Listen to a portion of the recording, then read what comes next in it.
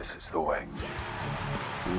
What is up, all of you Ugnaughts and Jawas out there, and welcome back to another episode of Mando Talk. I'm your host, as always, Caleb Keller, and I've got a loaded podcast episode for you on this edition. Let me give you the rundown. Number one, I'm going to do some news reporting. There's been some massive Star Wars news, specifically with the Ahsoka series dropping in the past month, so we definitely need to discuss that. Number two, I'm going to give you my thoughts on the 2-episode premiere of The Bad Batch on Disney+, and then we're going to finish this podcast episode with me resuming my Mando Rewatch series with Season 2, Chapter 9, titled The Marshal. So, before we get into it, I do want to give a scheduling update to all of our listeners. Leading up to The Mandalorian, you can expect a new podcast episode every other week, so bi-weekly. So what that means is 2 weeks from now, on January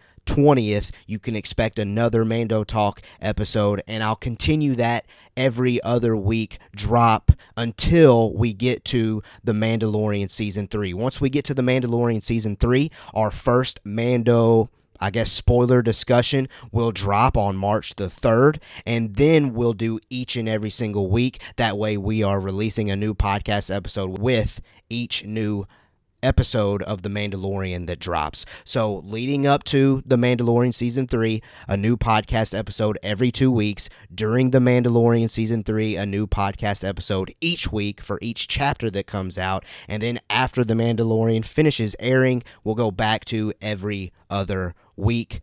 And honestly, I'm kind of thinking about doing that throughout this year. Every other week, whenever there's not a live-action Star Wars show on, but whenever a live-action Star Wars show is on, we'll do a podcast episode each week to make sure that I'm dropping some content for each and every single episode that comes out. So I definitely wanted to give that update.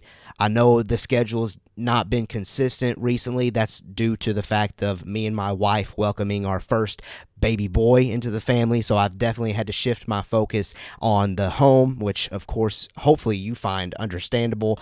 Big moves in the Keller household, but it's all exciting. But we're finally, we feel like we've got a grasp of this parenting thing. But I mean, we've seen it in The Mandalorian. Din Djarin struggles to maintain, to calm down Grogu from time to time. That's definitely relatable. So we're getting there. It feels like, it's starting to settle in, the fact that I'm a father, and it feels like I'm going to be able to start cranking out these podcast episodes again. So stay tuned. Make sure you follow us on socials at Mando Talk, specifically Twitter, if you want some more updates regarding podcast releases. But every 2 weeks, whenever there's not a show coming on, every week whenever there is a live action show coming on. Okay, now let's get into this podcast episode.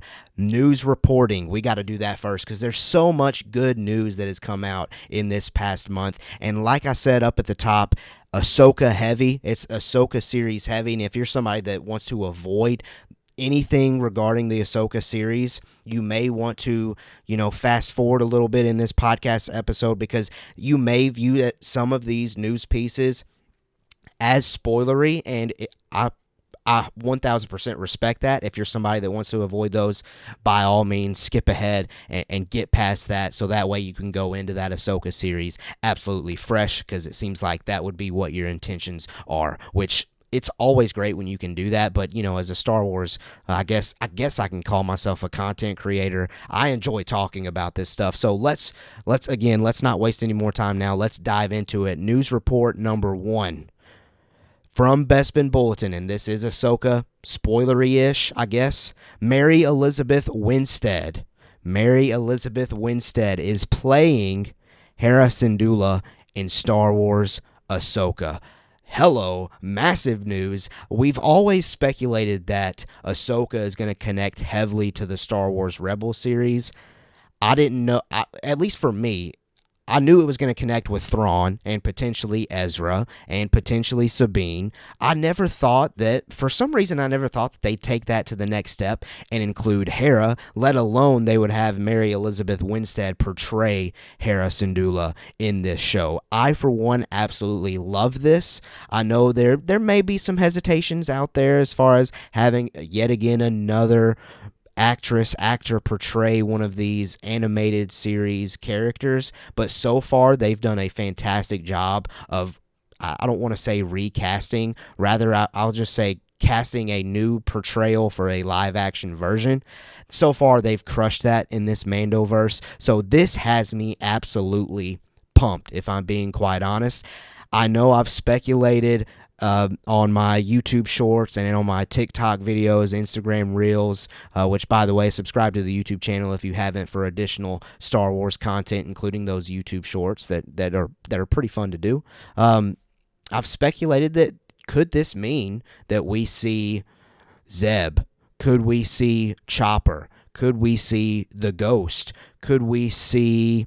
well, I know we're going to see Ezra, but you know what I'm saying. Could we see all of these foundational pieces of Rebels? I certainly hope so. I think of all of those that I mentioned, I feel like maybe the least likely would be Zeb, just because of the, I guess, responsibility of trying to portray that type of character in live action, and that may throw people off once they see it in a live action form. But I, for one, would love to see them attempt it. But who knows? I want you to let me know if you've got an opinion on that. Hop on over to Twitter and tweet at me at Mando Talk, or join our Discord. We're having all kinds of great conversations about Ahsoka and about this news piece and about anything Star Wars related in that Discord community. So that link is down in the description for you to click as well to share some thoughts on anything that we talk about in this podcast. But yes, this is so exciting for me. Hera Syndulla being portrayed live action. Let's go. That was news piece number 1. News piece number 2. And we're definitely diving into specific spoilers with this one, in my opinion. This is from Making Star Wars. 2 characters in Ahsoka have reportedly been revealed. Ray Stevenson will be playing a character named Balon, who is apparently a former Jedi and survivor of Order 66, who fled to the, quote, New Beyond and became corrupted over time. Now, number 1. How many new Jedi are going to be revealed to have survived Order 66? That's starting to become a question of mine. Doesn't bother me. It's just a question that I have, you know? It seems like, you know, obviously we got Cal, and Cal Kestis is my boy. Please, as long as you keep creating these Jedi that survived Order 66 that are that level of character, you know, we got Kanan and Rebels, like all of these Jedi that have been new additions, you know, after the episodic films wrapped, specifically the 1 through 6 episodic films wrapped, they've been great. So hopefully that's going to be the case with this Balon, but it sounds like, obviously, this descriptor saying corrupted doesn't sound like this dude's in a good place. But another important thing to point out here from this description is this thing called the quote-unquote New Beyond. Boy, oh boy, do those 2 words for some reason get me extremely excited. Apparently, this New Beyond is supposed to be a completely new location in the Star Wars universe, in the Star Wars galaxy, that obviously we haven't explored before. It would 1000% make sense that that's where Thrawn has been hiding, and so that's why the Ahsoka series ends up leading out into that region in the Star Wars galaxy. But man, for it might just be me, but when I read New Beyond, my eyes, I kid you not, got wide open. It's just so exciting to hear that we're going to new places where, and I know I shared this on a previous Mando Rewatch that I did, we're not going in Ahsoka. Hopefully it sounds like we're not going to Tatooine. I love Tatooine, don't get me wrong, but we've been to Tatooine in almost every show so far, except Andor. Got a lot of love for Andor. But yeah, I don't have Tatooine fatigue. I've said that in the past, but I would appreciate maybe in the Mandoverse not going there for once, and it sounds like Ahsoka's not going to. It sounds like we are going to be going to this New Beyond and focusing on a new region, which is so exciting. Anyway, that was one character that was revealed. A second character is who Ivana Sakano. I'm not good with names, guys. If it's not said on a Star Wars project, I struggle with it. But anyway, this individual will be playing Balon's adopted apprentice named Shin, who is described as cold, calculated, and eager. And for some reason, when I read that, I thought, well, it'd be cool if Shin was kind of inspired by Asajj. Like, maybe they could kind of have that dynamic, like a Dooku Asajj Ventress dynamic going on here in the Ahsoka series. That would be cool. Obviously, I know these are two brand new characters, but as long as they're inspired by those two, it's like poetry. It rhymes. I'm totally down for that. But regardless, I love the sound of these two characters. I love the names. Balon and Shin sound like it's going to just flow off the tongue. It's going to sound like it fits in the Star Wars world.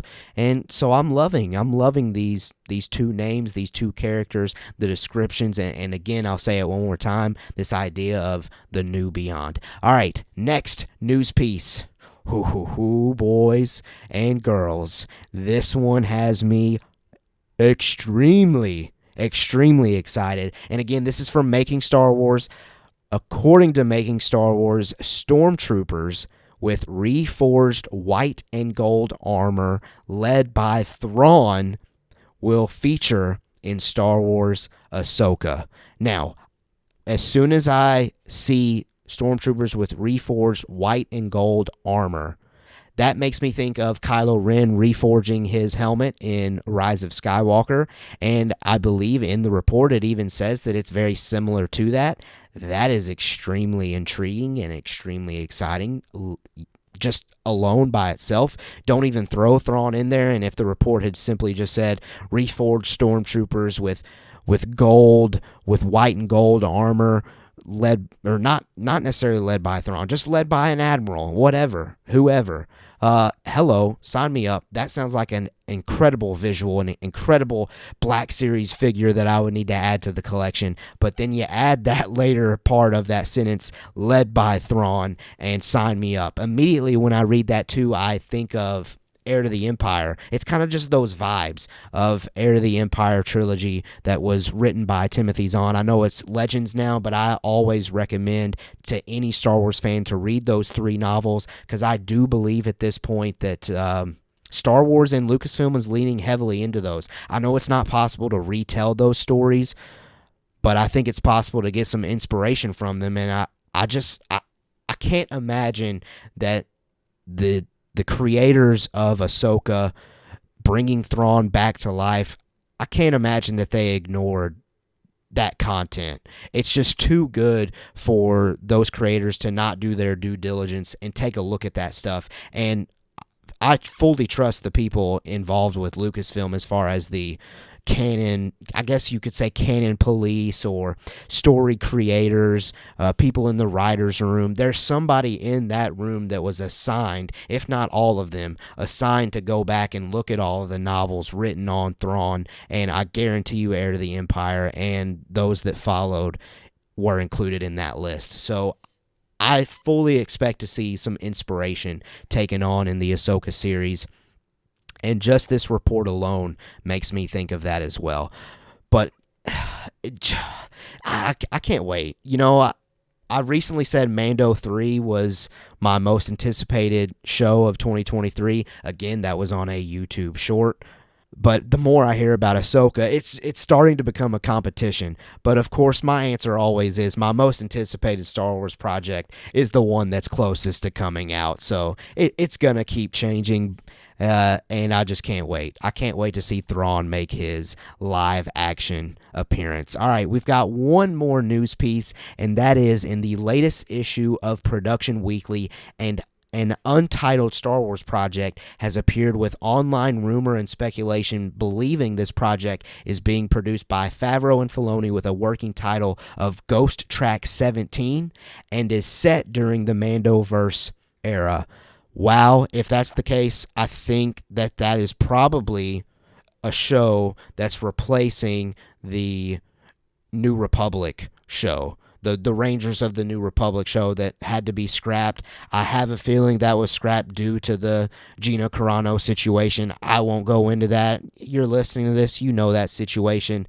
But it's definitely possible. Obviously, if that show is not happening, there is a slot that Favreau and Filoni had planned on working on something for something new to maybe take its place.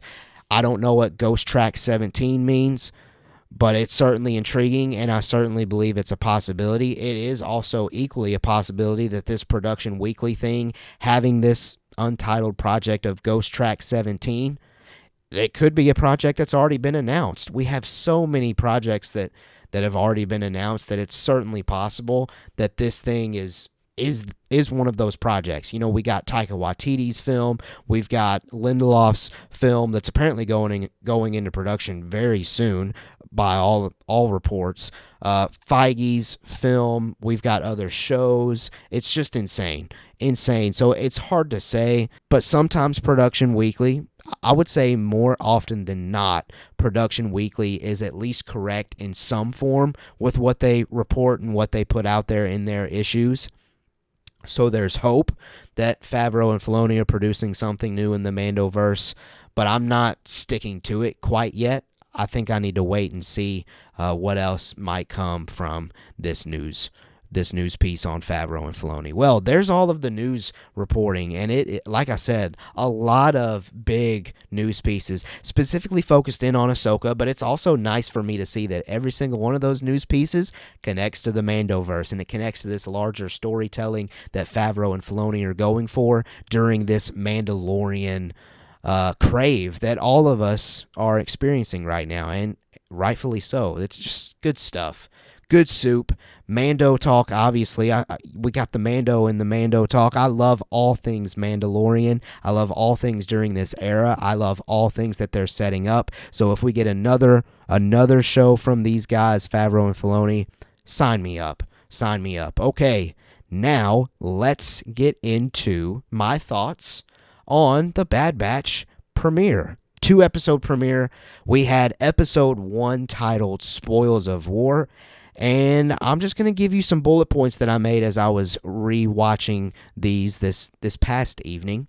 Number 1, from episode 1, I loved how we went right into the action with the Bad Batch rather than spending time catching the audience up on what the crew has been up to. I imagine things that they've been doing in between seasons will naturally just kind of flow and come out in conversations throughout this season. So I loved that decision. It was very, almost kind of like Indiana Jones in a sense, where as soon as the episode opened, as soon as the premiere opened, they were at the end or in the middle of a mission.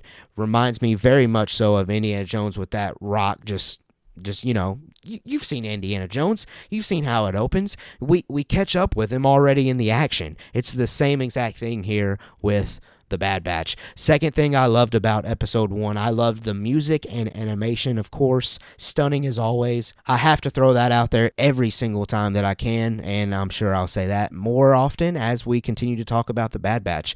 Next thing that I loved how it is clear that Omega's abilities and skills have increased. She is part of the crew officially now, and obviously, that was a major plot point in Season 1, so it's good to see that has flourished and that has continued and carried over into this new season. Another thing that I quite enjoyed about the first episode, I like seeing clones, obviously, still being used. I'm glad we haven't skipped over that because I'm still hopeful that we get to witness their eventual decommission.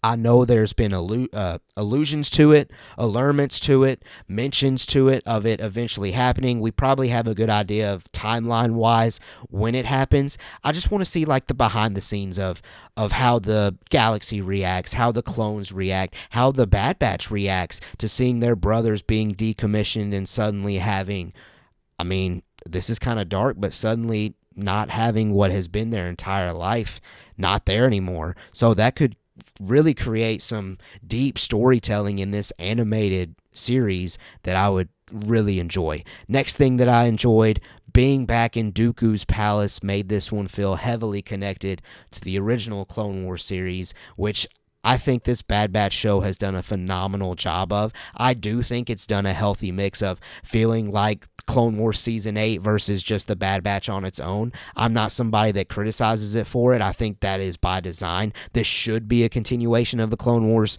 series because this is directly connected to the aftermath of what these clones are going to have to deal with post the Empire taking over. So I love those connections. Give that to me as much as possible. On to episode 2, which was titled Ruins of War. I loved seeing Omega working with Tech and Echo after spending the majority of her meaningful moments in season 1 with Hunter and Wrecker. That was a nice refresh, and I'm glad that they went with that creatively here in beginning season 2. I liked that decision a lot. Next thing, this was just a takeaway of mine.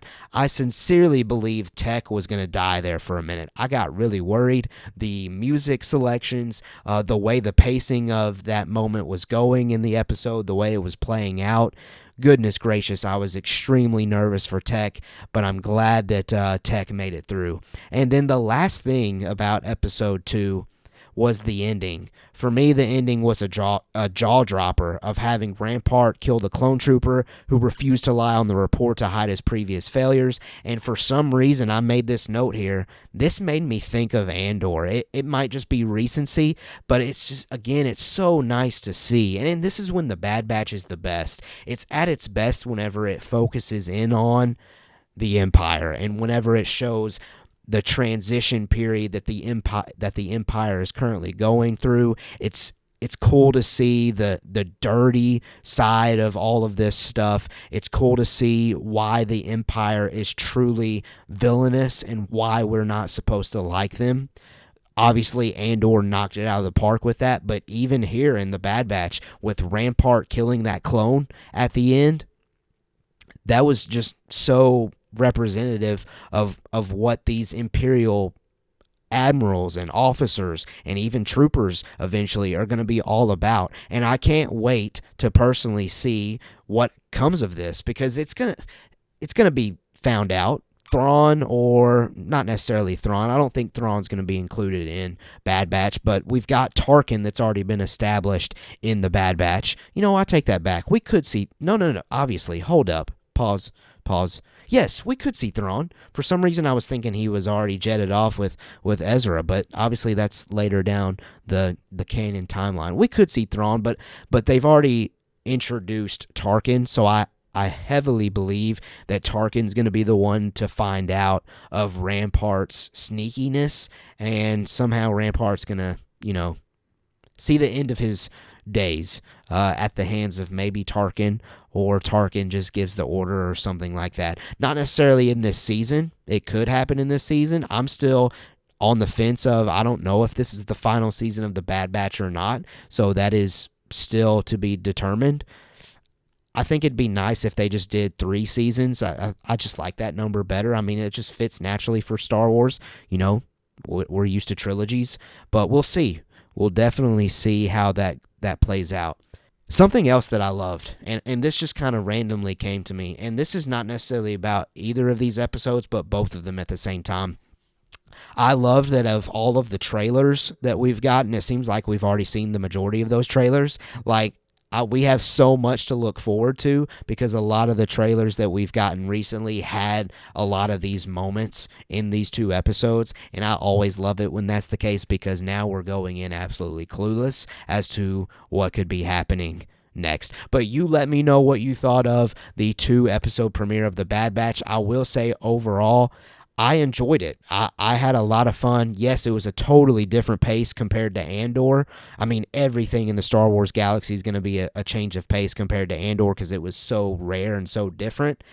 But I like the lightheartedness of it. It's so good. It's great to go back to animation here and there. I love the way, and this is kind of random but kind of not, I love the way that Lucasfilm and Star Wars are strategically spacing out these live-action shows versus the animated shows.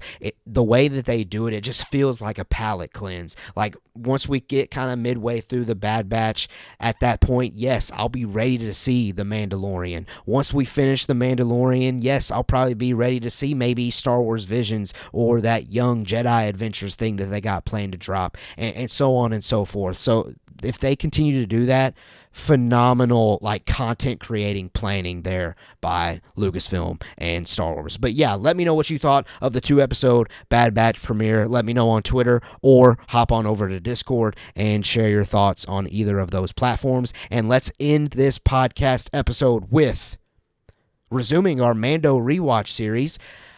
I was hoping to get more of these watched before recording this podcast, but time and life just didn't play out that way. I already told you, we got a baby boy, and he just takes all of my attention right now. So I did get the Marshal in Chapter 9, so I'm going to share some of the thoughts that I could see carrying over into Season 3 with that one. What I have planned is during the next podcast episode, which is, again, going to drop on January 20th, I hope to do the next 3 episodes of The Mandalorian Season 2. That way we get to the halfway point of Season 2, and then that way the next podcast episode we can finish Season 2, and then the next podcast episode we can do the Book of Boba Fett Mandalorian episodes with some final predictions, and that'll take us right to the doorstep of the Mandalorian Season 3 premiere. So don't worry. I know I had this elaborate schedule planned, but I will still get every single Mandalorian episode included during this Mando Rewatch series. We're just going to have to double up and triple up here and there. So Season 2, Chapter 9, The Marshal. Before I even get to my takeaways, goodness gracious, I love this chapter. I may be alone in this, but this might be one of the greatest premieres of any Disney Plus content. I'm definitely not going to say of any TV show content. I think that would probably be a little bit of a stretch. That's me critically thinking. Now, as far as a Star Wars fan, I could easily see a part of my brain saying, yes, absolutely, this is the greatest premiere episode of all time of any television. But, me thinking, getting out of the Star Wars bias, I understand. I will say, though, greatest premiere on Disney Plus of any content, Star Wars, Marvel, you name it. This premiere was fantastic from beginning to end. I can't remember off the top of my head. I think Favreau directed this episode, but yes, it was absolutely fantastically done. Loved every single second. And this didn't make my takeaways because we've already talked about Boba Fett during this Mando Rewatch series.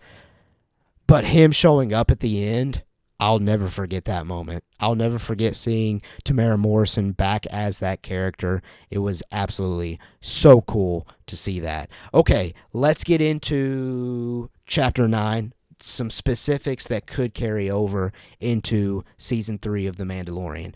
For me, the biggest takeaway from this chapter is how well Din Djarin works with and respects Cobb Vanth by the end of this chapter. This is a relationship I certainly want to continue to see flourish and develop. I would absolutely love to see Timothy Olyphant back as Cobb Vanth. This is arguably one of the best characters that has been introduced in the Disney era of Star Wars. I know Cobb Vanth was first alluded to, I believe it was in the Aftermath novels by Chuck Wendig, maybe, and then expanded upon. And again, that goes back to something I talked about earlier in this podcast. The creative team is taking the time to read and look at all of the content that's out there, and I love that. And again, I certainly believe that that's extending over into Legends to get some ideas. But yes, I love Cobb Vanth. Love this character, and I so want to see him in further seasons. And so I guess that's my biggest question regarding what we can take away from Chapter 9 is, does this translate into seeing Cobb Vanth in Season 3 of The Mandalorian? Now, my response to that question is, after seeing his character in the Book of Boba Fett and now knowing he is in that back-to-tank bed in Boba's palace, I'm not quite sure anymore. If you had asked me before that happened, I would have said Vanth would 1,000% be in Season 3. But for some reason, him being in that back-to-tank has me thrown off. And maybe I'll have a different feeling once I actually go back and rewatch those Book of Boba Fett episodes, because they do include Din Djarin, so they are going to make the cut as far as our Mando Rewatch series. So once we do that, maybe I'll have a better answer as far as Cobb Vanth being in Season 3 goes. But for right now, I'm kind of iffy on it now that he's in that back-to-tank bed. But I will say, if Boba Fett makes an appearance in Season 3, obviously I think the likelihood of Cobb Vanth appearing obviously increases, which, again, I hope happens. I don't need it to happen because I feel like if Boba Fett and Cobb Vanth get involved, that means we may have to go back to Tatooine. And I've already shared my opinions on that. I wouldn't mind going back, but I don't absolutely have to anymore. Maybe they can travel to him, though. Maybe Din Djarin just puts a call out and says, hey, Boba, bring our boy, not just your boy, bring our boy, Cobb Vanth, get him out of that back to tank bed, and let's go crush some stormtrooper skulls or something. I don't know. It'd be cool. It'd be cool regardless, but we'll see. We'll see as far as Cobb Vanth goes. And that's really the lone and biggest takeaway of Chapter 9 that I noticed, but there was something else. It may be viewed small to others, but for some reason, this means a whole heck of a lot. For some reason, this creative decision, this character decision of Din Djarin lands with me so well, and that is the continued portrayal of Din Djarin communicating with the Tusken Raiders in a healthy and positive way without killing. Is that something that we could continue to expand upon? I think this would be incredibly interesting because this is just a character trait of Mando's that, again, I'm just beginning to love so much. And I'm not necessarily saying that in Season 3 we have to see Din Djarin communicate with Tusken Raiders. I'm saying I would like to see maybe in this upcoming season or maybe just upcoming seasons, Season 4, Season 5, however long they want to do this thing, not only with the Sand People, but it'd be really cool to see that character trait of Din Djarin just carry over into all indigenous species of planets that he travels to. I think it would just be a cool character trait, character dynamic, cool little just detail that he's taken the time to communicate, to connect, to do all of these things with these different species across the galaxy of all of these different locations that he's gone to. That may be me diving way too deep into that, but that's what we do here. And we'll see, but I would love to see him continue to communicate with other tribes, with other species as he continues to go around. And maybe even the reason why he has so much respect for all of these different species, if we continue that pattern, is because maybe they've helped each other with missions. I don't know. Wouldn't that be wild? I mean, we live in a time where we saw Boba Fett train these Sand People how to ride a speeder. So anything is possible as far as Din Djarin working and hanging out with any kind of species or creature that he comes across in The Mandalorian Season 3. But that's really the main things that I wanted to point out and discuss with you regarding Chapter 9, The Marshal. I'm sure there may have been some things that I missed. So what I need you to do now, the listener, you yourself go back and watch Chapter 9, The Marshal. And if there's things that you feel like I missed in this chapter that could connect to The Mandalorian Season 3, by all means, let me know over on Discord or tweet at me at Mando Talk, and we'll definitely talk about it maybe the next podcast episode. And that invitation there is always extended. I feel like I've probably said this before on the pod. Anything you want to talk about Star Wars related, tweet at me at Mando Talk or drop it in the Discord and say, hey, this is something that I would really like to hear your opinion on. I would really like to hear your take on, and I'll talk about it. I'll include it as part of one of our segments. Like tonight, we did a news report, we did a Bad Batch premiere, we did a Mandalorian rewatch segment. Let's add to that audience input segment. I would love to do that. I would love to honestly maybe each podcast episode, if we have enough submissions for that, we could do a fan submission or listener questions or listener comments. We could always close every episode out with doing that. That option is always there. And also, if you want to have your voice heard, there is a link in the description as far as you dropping in a voice message. That would be a great way to get you on the show as well. Well, there you go. We have officially made it through all of those different things for this podcast episode. What did you think of all the news pieces? What did you think of the Ahsoka news pieces? And And then, of course, the Favreau and Filoni are they working on a new Mandoverse project? You let me know. And also, Bad Batch premiere. What did you think of those 2 episodes? And what do you think of Chapter 9 of The Mandalorian? Of course, now we're, over a year removed from that. So how do you feel about that chapter? What from that chapter could carry over into Season 3? Let me know wherever, Twitter, Discord, and also down in the YouTube comments. Let me know there. Well, there you go. There's our podcast episode for this edition. You will hear from me again on January 20th. Look out for another podcast episode from me dropping on all podcast feeds.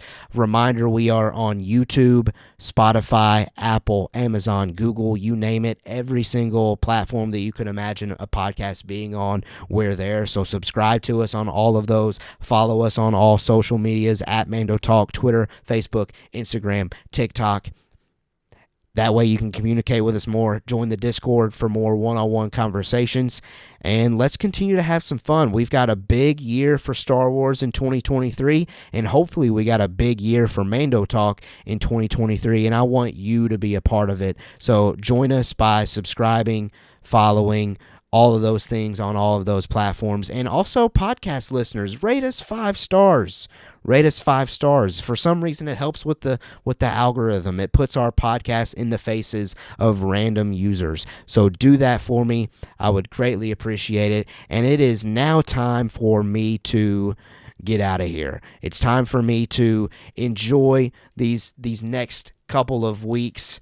You know, life of a father. I hope you enjoy these next couple of weeks as we continue to, number 1, enjoy the Bad Batch, but number 2, gear up for The Mandalorian Season 3. This is your place to do that, and I can't wait to cover the next few chapters of The Mandalorian as we continue to do this Mando Rewatch series with all of these other Star Wars goodies that we get to talk about. All right, I've rambled enough. Let's get out of here. I hope you have a blessed week, weekend, next week, all of those things. Until January 20th, be blessed, stay stress-free, and as always, we have spoken.